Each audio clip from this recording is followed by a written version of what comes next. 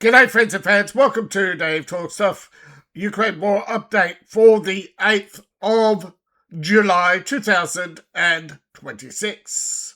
As the war continues, I will continue to bring you coverage of the war from both sides, give you a better understanding of what is happening and why it's happening. Now, as the current phase of the war, there's, 2 months ago, Zelensky thought, you know what? We'll stop the war by cutting off Russia's logistics, so they destroyed bridges. That didn't work. So then they shelled some towns along the border. That didn't work. Then they tried attacking Kursk. That didn't work. Now they're trying to attack Russia's oil production. That's not working. Now, every attack Ukraine does is followed up by a Russian retaliation. And then 12 hours later, Ukraine will say, oh, Russia attacked us unprovoked and we're going to retaliate. So you get retaliations. And so you have a corrupted timeline of this war that's given to you piecemeal by the media, attempting to make Ukraine always look like they are the victims of Russian aggression. Yet, if you go through their timelines, their own timelines, the Ukrainian timelines, the Ukrainian media, you see the same thing. 21 hours ago, we launched an attack. 18 hours ago, Russia launched an attack. And then you have Zelensky saying, oh, we're going to retaliate. And then you get the same cycle, pretty much, and you'll get the World Bank and others with their economic figures. And who are you going to trust, the World Bank or Zelensky? Zelensky telling us how he's crippled the Russian economy. Not according to the World Bank. These bridges that they blew up, Russia's already rebuilt them. Russia has, I'm not saying they invented modular bridge construction. That is like nothing new. But they're getting so good at it that they can even manufacture, they're even out now replacing and repairing bridges in China from earthquakes. And they have engineers, Venezuela right now rebuilding bridges after the earthquake. Even though they cost more, Venezuela is done with China. Almost. But a lot of people are upset. They spent, $3-4 billion on earthquake proof housing, and none of it's earthquake proof. And now they're finding that half the money was transferred out upon payment. So they didn't even the money, which was transferred to a Chinese bank in Venezuela, half of it was immediately transferred out. So they didn't even spend the money they were given on public housing. It was just pure profiteering. But 50% profit on public housing, good communists. And, of course, as the Ukraine war goes on, you'll find more and more things going on around the world that can just skirt by public attention because the media is just so unaccountable. There's just now they're realizing they're adjusting their business model to a smaller but hardcore audience that doesn't care how fake the news is, they don't care how much they leave out, they don't care how dishonest the media is. They just now have their core audience. And I'm not just talking about how CNN seems to have its core audience of only 100,000. Oh, geez, I'd love 100,000 people, but I don't have a multi-million-dollar studio. CNN could never survive on YouTube. Even Fox can't survive on YouTube. Fox is not claiming to survive on YouTube. Fox digital is always secondhand news, but at least they realize they need the digital because they won't have an audience otherwise. And ABC, I think, is going the same way. Without Disney, the ABC would have died a long time ago. But none of them are going to give Ukraine the proper coverage. Now, they do send reporters, they do film a lot of stuff, but they never show it. And one of these days, yes, someone is going to produce an award-winning documentary on the heroics of Zelensky. And that'll be as close as you get for now in your lifetime to the truth. Most of us know now, if you haven't already figured out, most of us already have, right? My father lived through World War II, and he saw less news about World War II than we saw after the war. More come out after the war than during the war. There were battles that he'd never seen or heard of before in his lifetime. And more came out since. In fact, there are over 28 battles that are still classified. Secret, buried, for under 100. So don't think that Ukraine is going to be, especially Britain, is going to be transparent. The transparency a lot of Americans expected hasn't emerged, and that is why a lot of people are disappointed. But do you think Kamala would do better? Hell no, she'd do far worse. The problem is the National Security Act. Trump is hampered by the National Security Act, and there's no one who can take on that behemoth of closed censorship, because they'll just go to Congress and say, oh, they're putting lives at risk, and all the pearl clutchers will go, you're putting lives at risk. And no one will admit, especially the Security Committee, because they'll just get shut out, will admit that they've been pretty much bullied into silence. Because the government is a behemoth, but that behemoth serves itself. It does not, and this is why you can't really criticize or fault Ukraine, is that the war is a perfect excuse for the criminals in America to behave like criminals in America. And by the time the dust settles, it's always in hindsight the Senate and allegedly Congress finds out. Now, a lot of them admitted when they leave office that they were in the dark most of the time and forced to go along with the narrative, because otherwise they'd just get shut out of the committees, find someone else who will be more compliant to the establishment. Because the establishment only cares about, well, they don't care what goes on outside of their fundraisers. So you can't fault Ukraine going around asking for more money, because they know that there are just corrupt people who go, yeah, we'll get to that, because they just see, oh, we can make money off this. So they're all thinking they can fundraise off this, they can get all the attention off this. So most of your news is going to be centered around people waving their little flags, putting on their pins, putting Ukraine little bios, and attending all the little meetings and saying all the right slogans. But they can't get out of the shadow that is cast over them.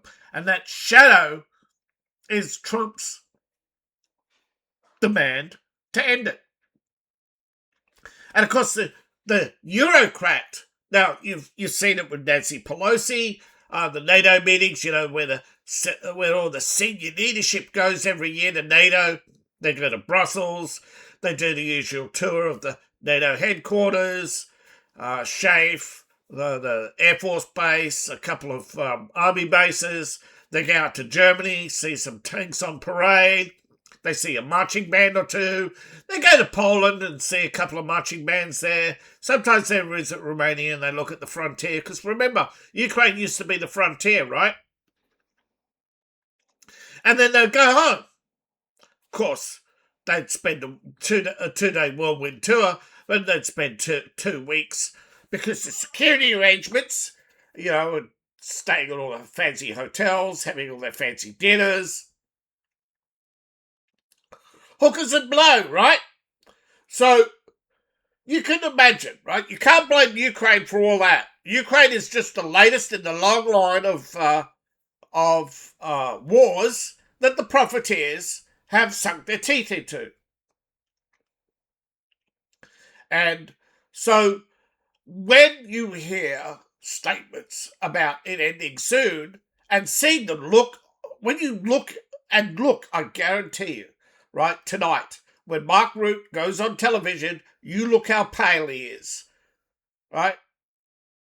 He is panicking. He is shitting his pants because nothing they've tried in the last 6 months has worked. They tried blowing up bridges. They tried burning oil facilities. Nothing sticks. The Russian economy continues to grow. Russia continues to build more factories than ever before. And they're panicking because they realize that under now, I don't know exactly if this is true or not, but allegedly, the Russians, allegedly under the nose of the all these spy cameras on them, right? They've got all these satellites passing ahead. They'd have been able to accumulate huge stockpiles of everything, all prefab. And now they're watching out of the Ural Mountains come all these prefab stuff. And they're realizing now the Russians have been jamming their ground penetrating radar. That they've got all these secret bases that they've built under the Urals. Now they're panicking because they don't know what's there. See, they feel comfortable when they know everything and everyone knows nothing, right? They're happy keeping you ignorant, but they hate when they don't know something. Recently came out that China built that big 5-star underground base in central Xi'an, wasn't it? Which they later were forced to shut down because of earthquakes. The tunneling had caused by the tunneling in the Xi'an tunnel. But they put that big rail. That's why they want the high-speed rail link, so all the leaders of China can get on their high-speed trains, race to Xi'an station, and as they go through the tunnel, they get out at the first station, and, they're underground. They got that big, beautiful station on top, but that's just all for show. That's just all for the people. But they're panicking because they thought they knew everything. And when you don't know what Russia's got, that's when they can use that panic to make you panic. So I guarantee you, knowing what's under the Ural Mountains won't make your life better, won't bring down the cost of eggs, and won't prevent World War III because the profiteers already put the World War III in motion over a century ago. If you don't believe me, don't believe me. But I'm telling you, wars creep up on you. They are set in motion by corruption, a cycle of corruption, buffoonery, arrogance, ignorance, always thinking that the other side will just take it on the chin every time. And you see it, right? Once you see it, you can't unsee it. And when you don't see it, you don't believe it's happening. But there are times, and I'm not saying this about Trump or Biden, but there are times when politicians, I would say about Mark Root, just piss on someone's shoe and say, oh, look, it's raining. And then turn around and say to Putin, it's nothing personal. It is personal. You're attacking Putin because you want to get back at him for killing a traitor who was feeding you top intelligence on the Russian military. And yes, you caught the traitor who tipped off Putin to all this. Now, I think Putin was only wasn't president for long when the traitor was revealed. And I think actually it might even been under Yeltsin, and Putin was just his henchman, and that's why they want Putin gone, because it turned out it might be one of the 6 people that Putin put an end to. Remember when Putin was asked about he killed people, he says yes, but they were all traitors, which means they were Allied intelligence, working for allies, the Allied intelligence. And whether you believe it, you should not want people to betray their country, no matter what the reason. Because it just sets a pattern of hypocrisy, where you think you need to know everything. You don't need to know everything, and you shouldn't know everything about someone or what other countries are up to. People have a right to privacy, except when it's national security, apparently. Oh, we can't fight terrorism. Yes, you can. You just don't want to. You want to be lazy, sit there in your comfortable office listening to people's conversations. So you got a big paycheck and a big budget, espionage budget. And all the tech companies have big budgets. That's what it's really about. And so all these stations and installations that are blowing up in Ukraine, a lot of them belong to the CIA. And that's why you get no comment. That's why you get the media not showing the buildings that are blowing up.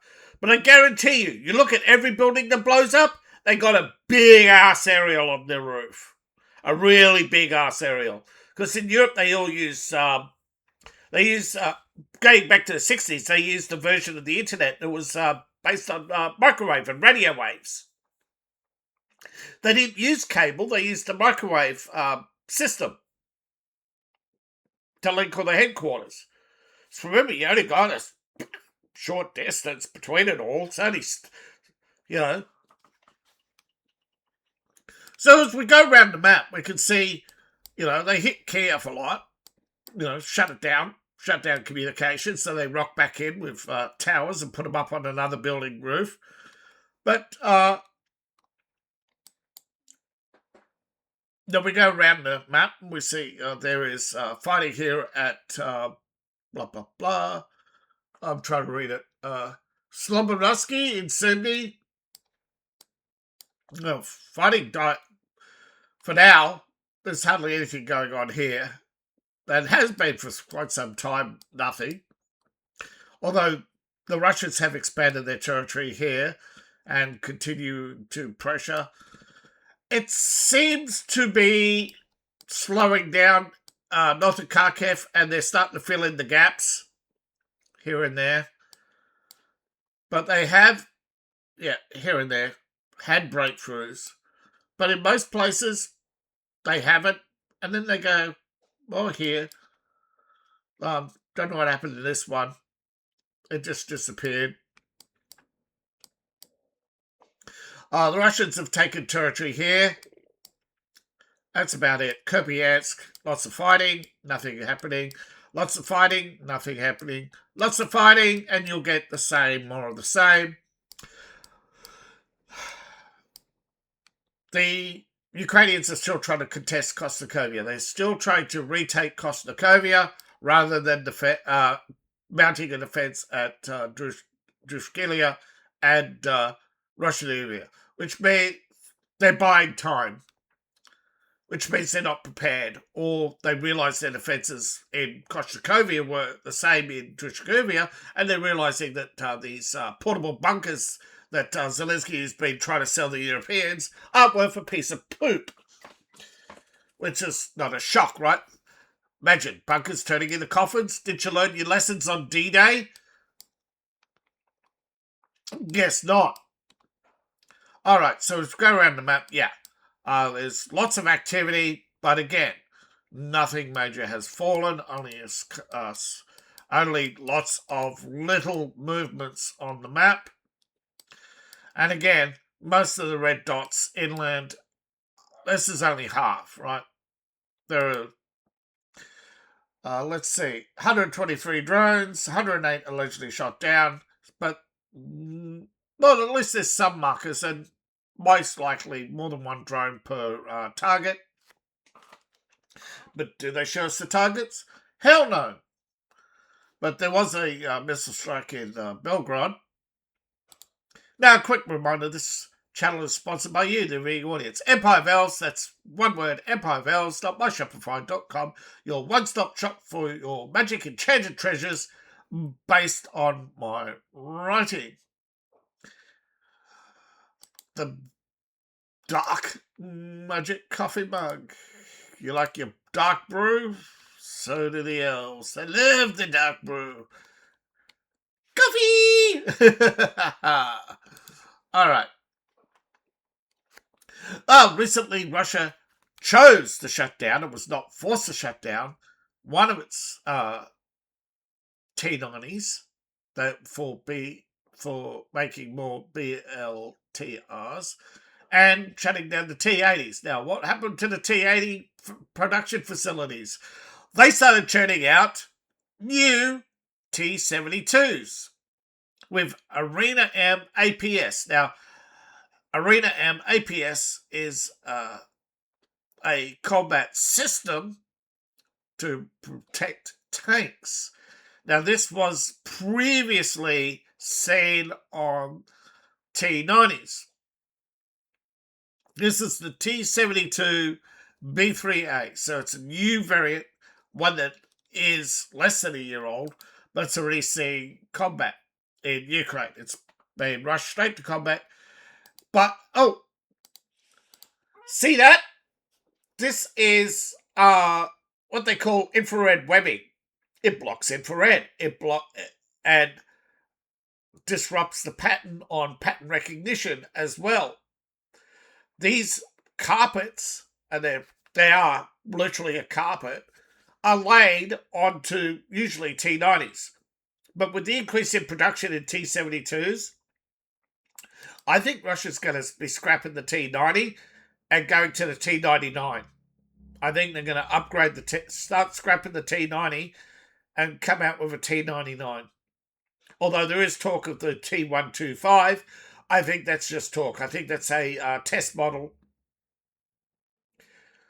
So 2 up, 1 down. 2 up, 1 down, yeah.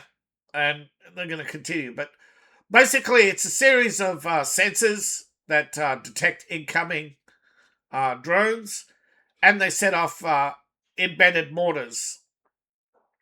Now, these mortars actually fire high-speed crystals, and these crystals detonate on the impact on the drone. There they are.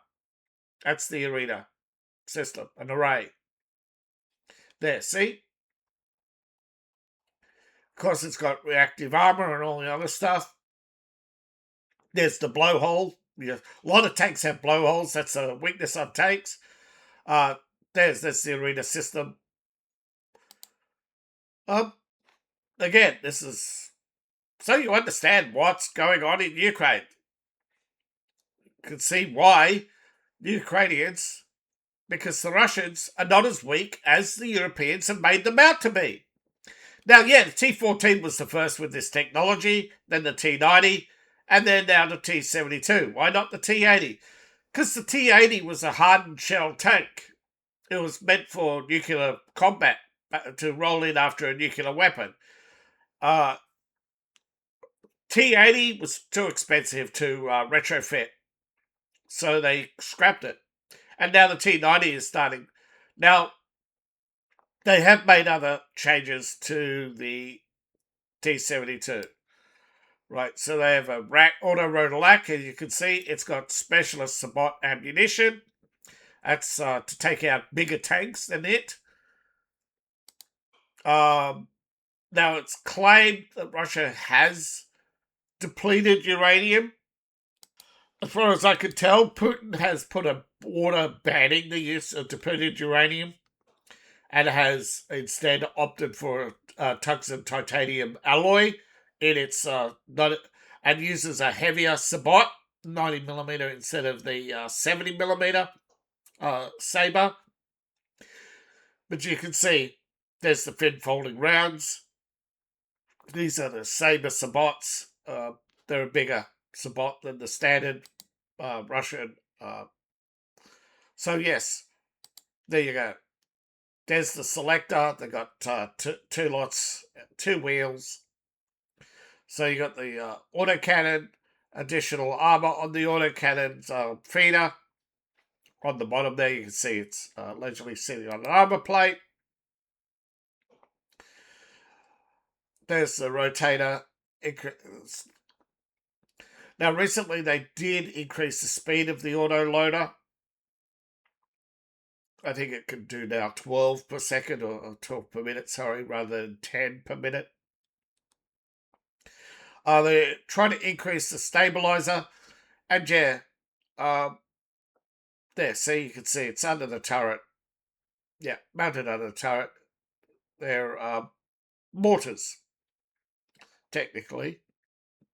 They launch a canister primarily full of explosive crystals. Although that's not what they tell you on the paper. But if you look at the way they work and you know enough about chemistry, you see, hey, wait a minute, these crystals are exploding. Yeah, they're not. Yeah, they're probably nitroglycerin crystals or something like that. Something very unstable, but it's packed probably with metal dust or whatever. Some sort of or some sort of stabilizer packed in there tight, so there's no movement, no shockwave. And you've got to pray that nothing sets your turret off, because you see the turret go off, you see it literally lift off, blow it off. It's not the ammunition cooking, it's its reactive armor and its mortars. But that's why Russia ain't losing so many tanks. That's why you don't see huge parades of tanks in Ukraine. Because Russia's tanks are not as vulnerable as they had hoped. Now, yes, in the beginning of the war they had, and this is new technology though, in the beginning of the war they rushed in. And when told not to, they did anyway. And that general is now learning to fly. Oh, sorry, had a once-in-a-lifetime flying lesson. But, yeah. The palace intrigue in Ukraine would fill volumes. Every day, they're sniping at each other. Once Zelensky's tight inner circle is now turning on each other, and the two, the general and former chief of staff, who is now head of intelligence, are challenging Zelensky. He's trying to keep one or both of them from challenging him, but at the same time, he doesn't want to appear to be a dictator. Too late, bud. Too late. But now, as previously reported, they've spent their months doing strategic positioning, the challenge for the top leadership. Small groups have been meeting in secret. Now, the SBU have arrested people for this, but Zelensky's inner circle has been plotting against him, and now they're debating what to do. He's declining approval ratings. His main challenger was sidelined. He was chief of the army. But eventually, the Duma, I believe this vote was only held by the Duma, 22% voted for. So, Valery is sidelined. He ain't the hero they wanted. And now they've got the architect of the strike on oil refineries. No, the military industrial complex. No, the bridges. No, the logistics centres. And, well, and then deep strikes in the Russian rear. And they all have just dominated the news cycle. And you've seen this, but now you know what Zelensky's going to do, don't you? He's going to put him in a nice office somewhere. And then one of these days, very soon, a cruise missile's going to hit that office, just like it happened to Burisma. And everybody's going to go, oh no, what happened? And then they're all going to move on and forget he even existed. Yemek. Yeah. Now, Yemek has survived assassination attempts twice now from Russia, but maybe third time the lucky. But 2 generals and 1 must go. So, but if they let him go, then what happens? Because they have an offensive defensive general, but their offensive general has been a complete and utter disaster. But he's now challenging. But then when you have the one general challenging you, you can't get rid of the bad one now. Because if you get rid of the good one who's challenging you, you're left with the bad one. And you can't get rid of the bad one if the other one leaves as well, because now you've got no generals with experience.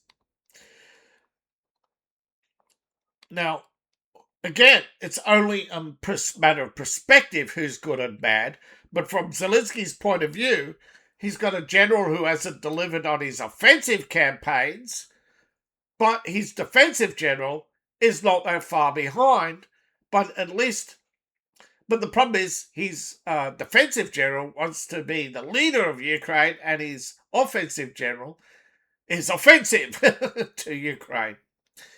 And he wants to sideline, and it's just going to go around in circles forever and a day until Yemek or someone else gets assassinated, or the Duma holds another vote, and once again, Zelensky's bloc votes for Zelensky, and everyone else is too afraid to vote, and they'll just say, 22% voted again for this guy, and you'll never see who voted for whom, because it's all prearranged behind closed doors because the Duma doesn't want to upset Zelensky because Yemek will have them killed. But they don't want to vote for Yemek because he will have them killed anyway. He ain't the good guy. He ain't the only leadership Ukraine had is gone. The only real challenges to Zelensky have either been murdered or sidelined by so-called corruption scandals. Now which is amazing, right? You now have Ukraine operating extrajudicial, illegal operations, hunting down people outside of Ukraine to name and shame them in the Ukrainian media, government resources to name and shame people, claiming they're allegedly stealing from Ukraine, but they're all political or business opposition to Zelensky. He's trying to get rid of all the political and financial opposition to his rule. What a shock. But he's not a dictator, remember? Yeah. So, the moniker. Could you imagine how would Europe react if there was an American unit running around Europe taking notice of all the corrupt politicians? They'd shit their pants, yes. And yes, there is a unit running around. The FBI do have an anti-corruption, but they were operating within the law. Ukraine is not a member of the EU or NATO. They have no jurisdiction, yet here they are running around Europe. What a shock. But things are not happy in La La Land. In La La Land, sorry to my Dutch ancestors, but really, you're fucking crazy, man. Alright, so the Netherlands is no longer able to provide direct military assistance. They've exhausted their budget. Yeah. Europe, according to the Russian media, 3 trillion down. Now, what's the real numbers?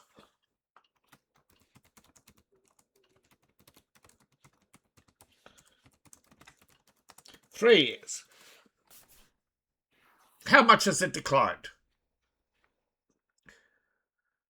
Chronic deindustrialization, according to, well, not in full-blown secession,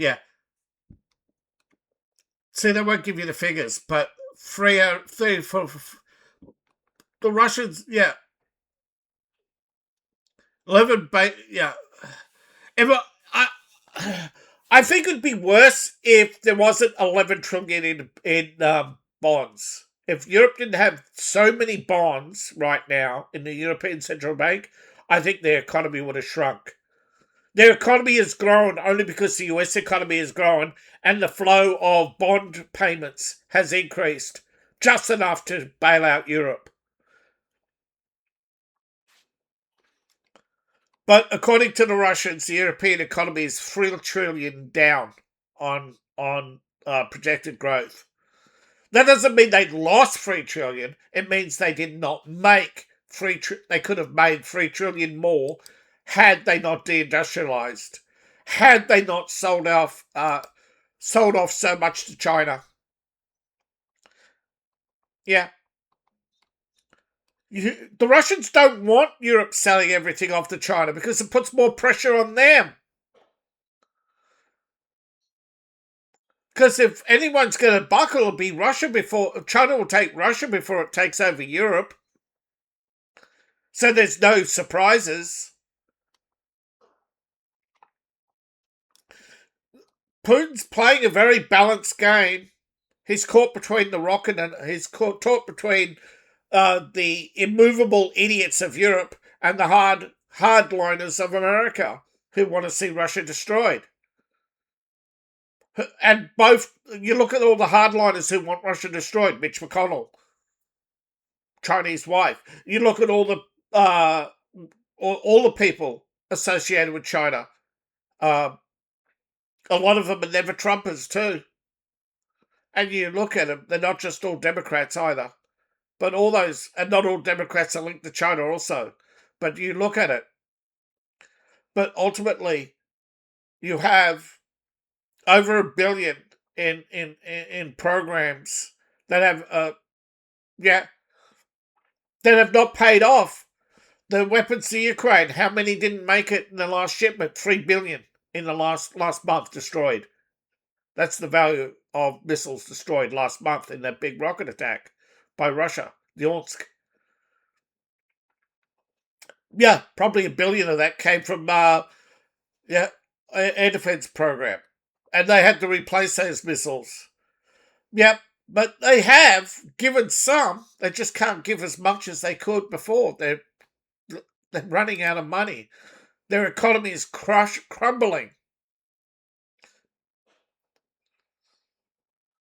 There's only so much people could spend a year. This is why they want everything to be a subscription service model now. So you don't have any physical assets. Everything is like you rent everything. You rent your TV, so there's ongoing payments every year. So the government has a steady income. The governments don't care about GTA 6 or any one specific product. They want all of it. They don't want you to be able to buy a hard drive, download 200 movies and sit there and watch them for the rest of your life. No. They want you to pay every time you watch a movie. They don't want you to even have a hard drive. They want everything locked up in big data centers so they can dish it out and they suddenly say, no, you can't watch the Wolverines anymore. No, they're suddenly, no, they don't exist anymore. And boom, all the Wolverine movies are gone. What are they going to do then? It'll happen. Maybe not to Wolverine. Maybe someone takes over as a Marvel fan and suddenly says, right, we're gonna wipe all DC off the map because it's worthless. It's failed. It bombed in the box office, so it doesn't matter. Yet those few people who liked it won't get to enjoy it again. There's always someone who likes it, no matter how sloppy or crappy a movie is. There's always someone who did like it. Just because something's not as successful as it should be or could be or wanted to be, and that pretty much sums up Ukraine, doesn't it? They're never as successful as they wanted to be under the Soviet Union. Never as successful as they could have been as an independent country. Now they want to be a European country because they think they're going to do better. Now Volodya has fallen in a huge offensive. Well, actually, it wasn't so much a huge offensive, it was a huge infiltration. Once again, Russia got onto Ukraine's flanks, but this time they managed to sneak through a few hundred overnight, and the 237th of the Airborne Division had to. No, that's the Russian. Yeah, assault platoon. Yeah, Yeah, the assault platoon got behind the lines. No, I forget which website. I got in trouble last time I showed it. Um, yeah, Ukraine puts out notices from the Ukrainian Defense Ministry of Russian infiltration warnings. They put this map technically should have them. You big yellow areas where they say warning Russian infiltration, warning Russian infiltration, warning Russian infiltration. Big yellow lines. And a big grey area. They do call it the grey area, by the way. It's not no man's land. It's the grey area where, yeah, you are likely to get shot if you in these areas. But they've got big yellow signs up all over Ukraine along the front. They're warning signs for. Now and again, you see them and you wonder what they are. Well, that's what they are. They're warning that Russians operate at night in these areas. Russian patrols. They can't secure the front lines outside the cities. They've ceded all these big areas to the Russians, knowing that during the day the Russians can't operate openly because they can snipe them, but at night the Russians sneak up on them because the Russians, for now, have these very low heat signature suits. For now,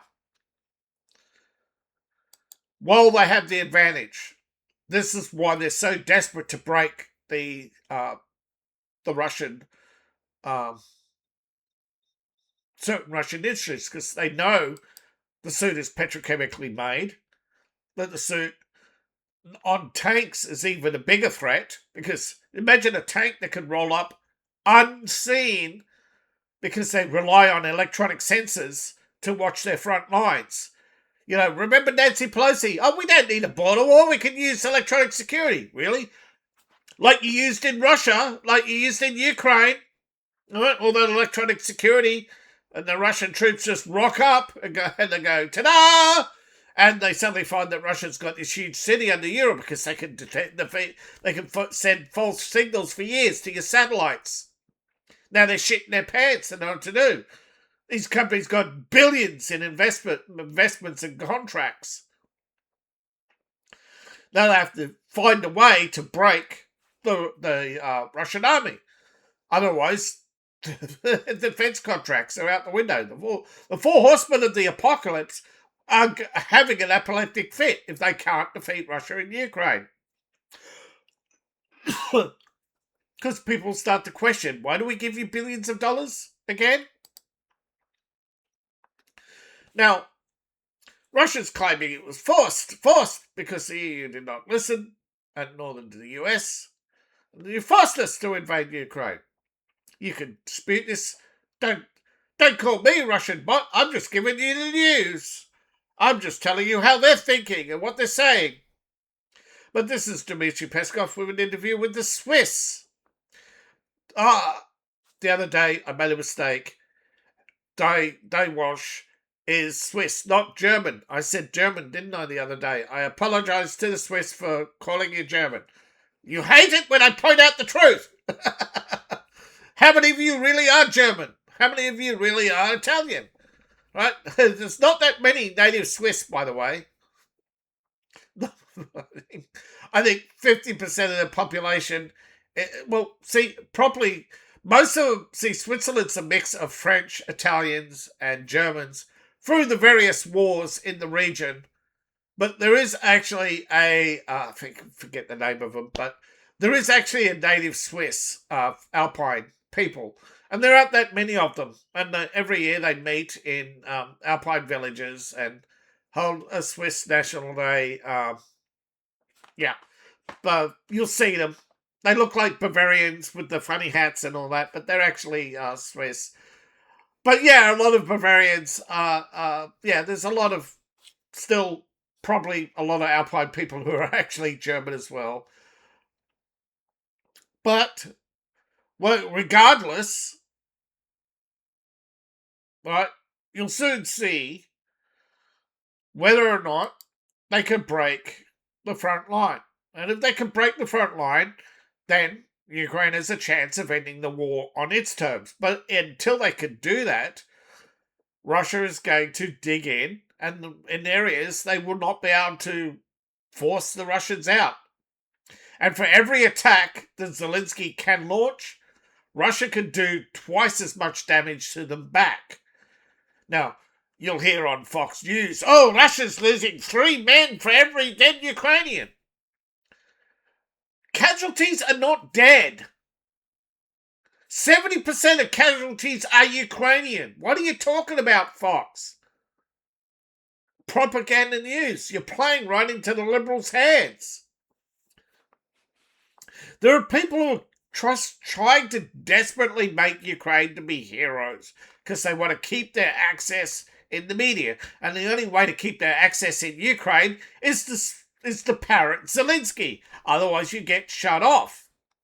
Now, there are all these different things they're trying to do. You know, you got your drone swarms, your drone boats, your flying bombs, your cruise missiles, everything.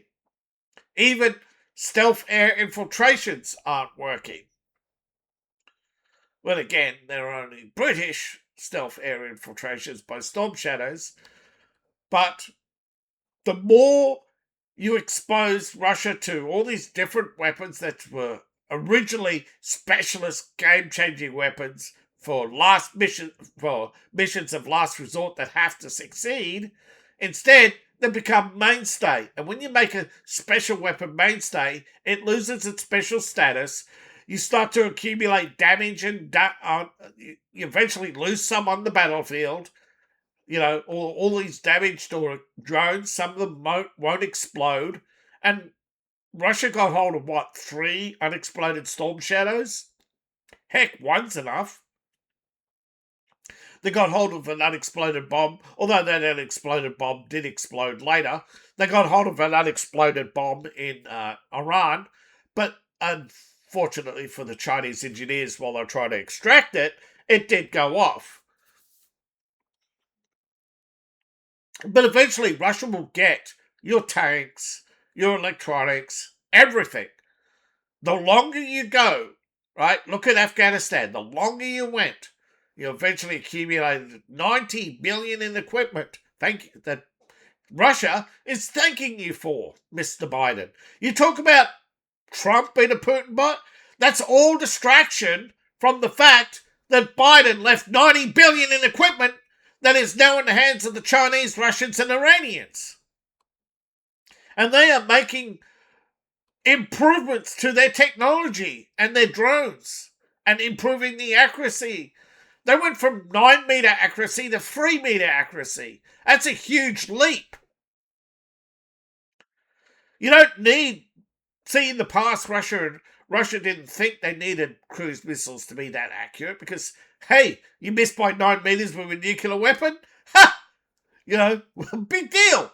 But now, shit, they realise that 3 meters is a dot on a map. That 3 meters could be a tank, and when you're trying to hit that tank, you need to be closer than 9 meters. So you do need 3 or 4 drones still to hit one target. But that's down from 9, so they're launching less drones and still achieving the same results. What happens in a few months when they get better? And yes, they can suddenly realise, wait, instead of hitting 3 targets a day, we can hit... So instead of 3 drones for on target, it's now 3 drones, 3 targets, right? So instead of doing twice the damage to Ukraine, they're now doing 6 times the damage to Ukraine. Now what are you going to do? When Europe can't get out of its own shadow, its own lazy... I'm old. What's your excuse?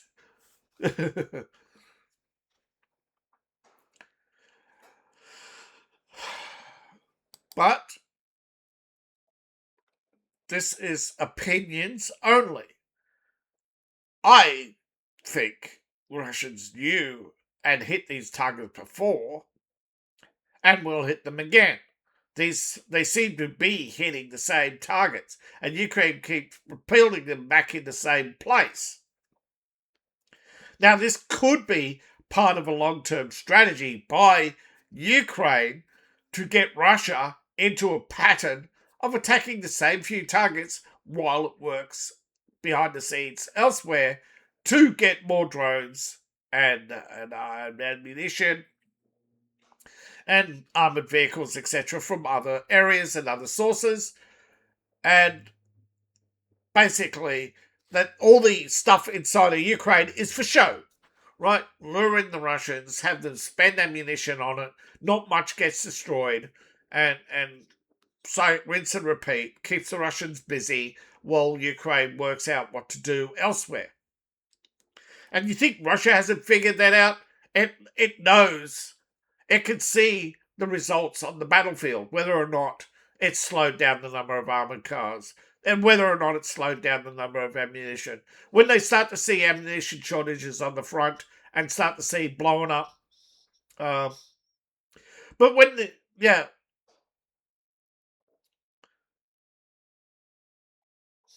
Now, I don't know what really goes on in some of these factories. Only what Russia claims to have been in those factories. But that explosion right there, this explosion, is telling me military chemicals. Yeah, but we just said an F-bomb. Yeah, that's a huge explosion in Ukraine, which is illegal to film, by the way, for a civilian. Because the Russians do copy and show every explosion they get their hands on. Yeah, scandal, secret weapons shipments to Ukraine. That's all blown over now. The Polish have all shook hands and kissed it and made up and all agreed that the weapon should have been shipped anyway because they all fall in line with the European masters.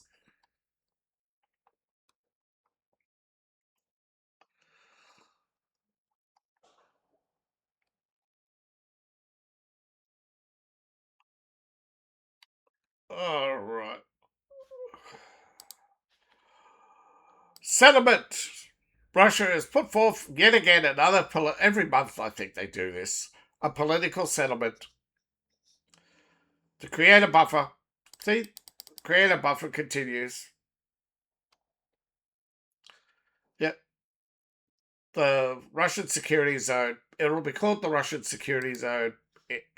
And Ukrainians living in the Russian security zone will be patrolled by the Russian army for years to come. Just like North Korea patrols the Korean security zone. Now and again, the South Koreans go in during the day, but mostly by night, it's run by and controlled by the North Koreans.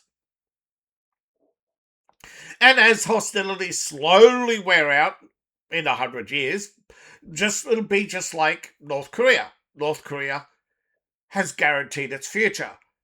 Soon, over time, so will the Donbass and Crimea, and they will operate like independent countries to some extent within the Russian Federation.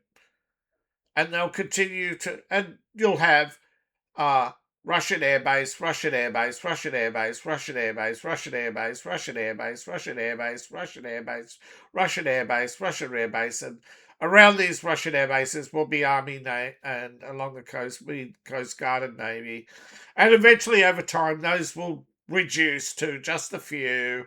And over time, it's just like North Korea and other countries before them that we've long forgotten about, like how India stationed troops for 20 years in the up in the reaches of the mountains and clashed with the Chinese. And then both sides realised the cost of maintaining those troop presence when basically there's more than enough water.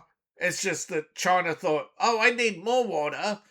And instead of getting it from multiple sources, thought, no, we'll take the easy way out. And suddenly realised the cost of getting it the easy way was actually just melting some ice in Tibet instead and diverting water from to Xi'an and other places for distribution. And in the long term, cleaning out their pipes to increase the water flow. Petro-Ivanovka was insignificant, a small town on the edge but for a long time, Russia had not been able somewhere in here. Look, somewhere in here. Unreported conflict. No, right. Why? Well, the Russians snuck in and the Ukrainians ran off. Well, not entirely, not all of them. They did fight, but there's no reported fight. No reported fight in the last 48 hours because this battle is, yeah, this battle's happened before as well. It's the third time Russia's retaken the town. So I think that's probably why it hasn't been reported. A lot of these towns have changed hands before. You're going to see that again. This is part of the reason why you hear from Ukraine the word temporary, because it has actually sometimes has turned out to be true. And they're hoping that Russia taking Koshtkovia will be temporary, just like they talk about the temporary occupation of Crimea. Hey, but the North Korea, it's just like North Korea is talking about South. They actually no longer talk about temporary or much of the past. No, they are talking about the future, which is very good signs. Although it could be a sign that Kim Il-jung is dying. Why would a leader? But then again, it could all just be Kim Il-jung's long-term sick plan to lob the South into a false sense of security while he builds up his armed forces in Russia under the Russian umbrella, under the guise of helping Russian state security and border security and, the military alliance and training. That's always a good one. But remember, North Korea's number one enemy is not the United States. They're the young enemy. When they talk about the old enemy, they mean China. So do not think for a second that BRICS is anything but charm, is anything but a gentleman's club. And like all gentlemen's club, they're all a bunch of backstabbing bastards. So Ukraine will backstab each other and go forth into the EU in a messy state, not knowing what its future is going to be, but not until the war is over, not until a lot of people behind bars to satisfy the EU thuggery. We've got to make it look like we're fighting corruption, so the little guys will lose out. The idiots who thought that they too could get away with everything because no one else gets arrested. It's hard to be an honest man in a dishonest world, but if you are a dishonest man in a dishonest world, remember, if you're at the bottom of the food chain, you're the fall guy.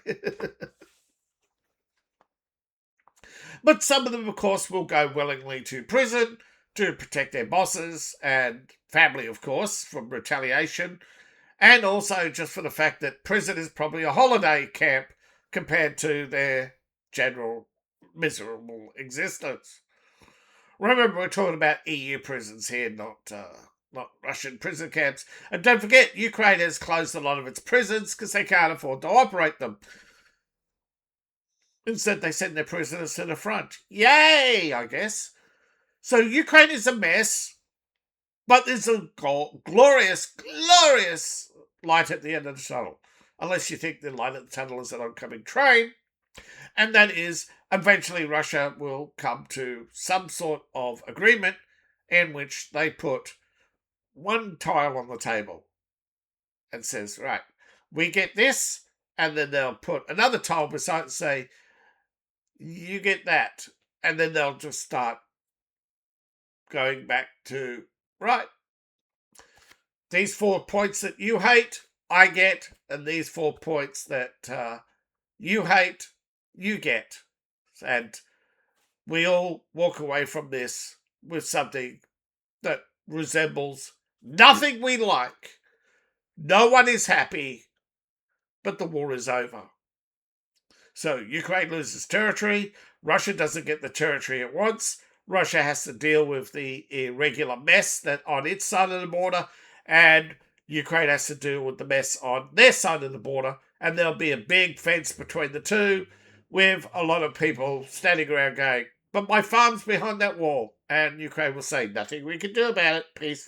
We had to sign this peace agreement; it was forced upon us, and Russia will do the same on its side. It says, well, it's not entirely everything we wanted, but as compensation, here's a nice little farm.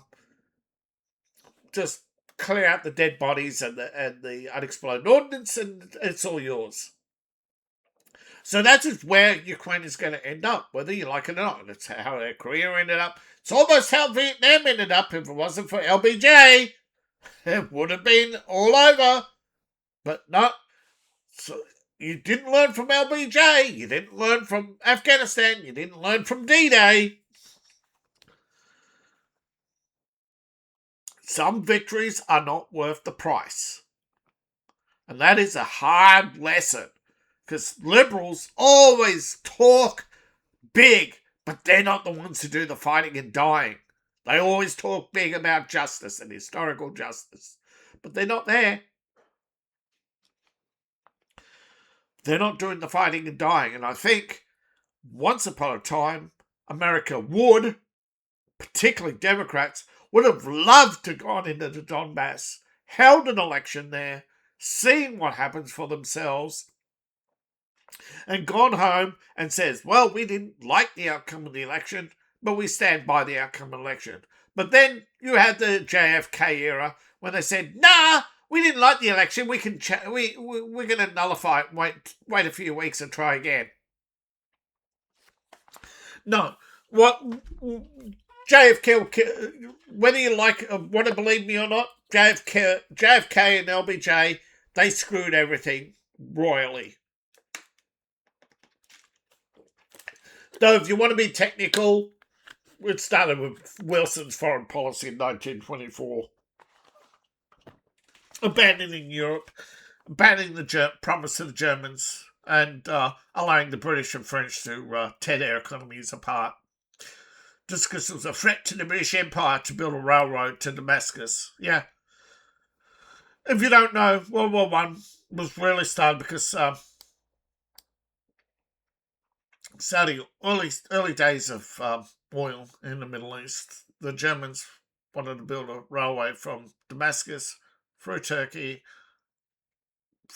all the way through Bulgaria and that, up through here, through the middle, right through, all the way through to Berlin. Big rail line with big oil line, and all the countries along it would get oil and gas.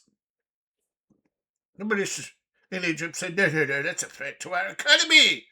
You have to use our shipping. Our shipping, I tell you. If you build a railway, we'll have to blow it up because it's a threat to our shipping. Yeah.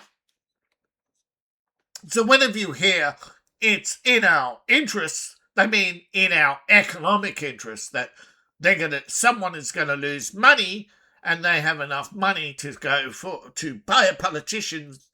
You can't. And you do, look it up, Jacob Schiff. And you'll start going down a rabbit hole of war profiteers over the last century who have paid off politicians and then had their sons or grandsons go into office to cover up for them for all their war crimes. Because, war profiteering war profiteering's been big business, multi-trillion-dollar business, in which almost every country has participated in. Which is going to make it hard for prosecutions, but so that's the state of the Ukraine war, and right now there's a tit-for-tat going on in Iran. There's going to be a tit-for-tat going on in Iran tomorrow, and the day after that, So don't think Ukraine's the only one, and this is all geopolitical shenanigans, so China can sit there and run its battlefield analysis day in, day out, and you think if, let's see, Ukraine war is about for Taiwan is giving about 25,000 transactions an hour on AI to Ukraine. You imagine how many battle transactions are going on in China right now for every conflict. That's a lot of AI. That's a lot of power. And then you hear about power outages in Shanghai. Now you know why. And it's only going to get worse. And you know it's the scary part? When China stops. Because once they know everything or think they know everything, that's when they'll have a plan. And remember, this is all public knowledge, these thoughts. All you have to do is look it up and you'll go down another rabbit hole, though. G thoughts, I warn you. You think AOC is stupid. Wait until you read G. Thank you for watching. Please like, share, and subscribe. Please support the channel. Yeah. Whether you hate Putin or not, Putin's the smartest man in BRICS, along with Modi. Those two are playing China for like a fiddle right now, milking it for all it's worth, knowing and hoping that China goes it alone against America so they can pick up the pieces. Ko-Fi. Yes, where was I? Ko-Fi, Patreon, buy my books, buy my merch. Yes, I appreciate each and every one of you. But I'd really like you to support the channel. All my links are in the link tree. You'll find that in my profile, QR code on the screen, or, of course, the description below. See you in the next video. Bye for now.